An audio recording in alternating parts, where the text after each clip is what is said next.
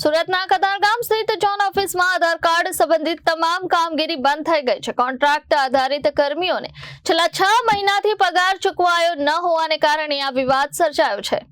અગાઉ આ જોન ઓફિસમાં કુલ 6 કર્મચારીઓ આધાર નોંધણી અને સુધારણા માટે કાર્યરત હતા। પગાર ન મળતા પહેલા 6 માંથી સંખ્યા ઘટીને 4 થઈ, ત્યારબાદ માત્ર 2 કર્મચારીઓ રહ્યા અને હવે તો આખરે ઓફિસ પર તાળા લાગી ગયા છે। ઓપરેટરોની અછતને કારણે આધાર નોંધણી સુધારણા સહિતની મહત્વની સેવાઓ પૂર્ણ રીતે અટકી ગઈ છે, જેના કારણે સ્થાનિક નાગરિકોને ભારે હાલાકીનો સામનો કરવો પડી રહ્યો છે। આ આધાર કામગીરી સુરત મહાનગરપાલિકાના કોન્ટ્રાક્ટ હેઠળ ચાલી રહી હતી, પરંતુ નિયુક્ત એજન્સી દ્વારા કર્મચારીઓને સમયસર પગાર ચૂકવવામાં ન આવતા સ્થિતિ વણસી છે। હિતેશ સખવાળા, કતારગામ વિસ્તારમાં જાગૃત નાગરિક તરીકે મને જાણવા મળ્યું કે કતારગામમાં આધાર કાર્ડ સેન્ટરમાં બંધ થઈ ગયેલું છે 1 જાન્યુઆરી 2026 ના રોજ। તો મેં તપાસ કરી કે ભાઈ શેના કારણે બંધ થયું, તો જાણવા મળ્યું કે ત્યાં ઓપરેટરો કામ કરી રહ્યા હતા, તેને 7 થી 8 મહિના ત્યાં સેલેરી મળી નથી એજન્સી દ્વારા। તો એજન્સી દ્વારા જો સેલેરી ન મળવાને કારણે પહેલા 4 ઓપરેટર બેસતા હતા, પછી 31 ડિસેમ્બર પછી 2 ઓપરેટર બેસતા હતા। 31 ડિસેમ્બર 2025 ના રોજ એ પણ ઓપરેટર ચાલ્યા ગયા।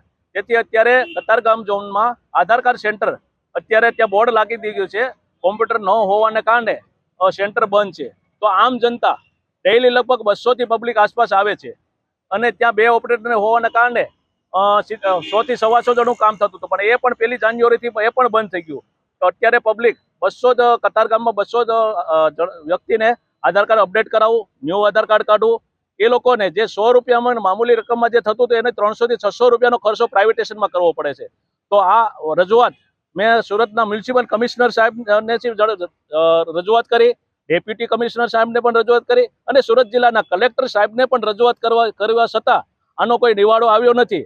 એજન્સીને એસએમસી દ્વારા ધારો કે બિલ મૂકીને એનો તો પગાર મળી ગયો છે, પણ જે ઓપરેટરો કામ કરી રહ્યા છે એનો પગાર નથી મળ્યો, તેના કારણે ઓપરેટરો કામ જતા રહ્યા છે અત્યારે।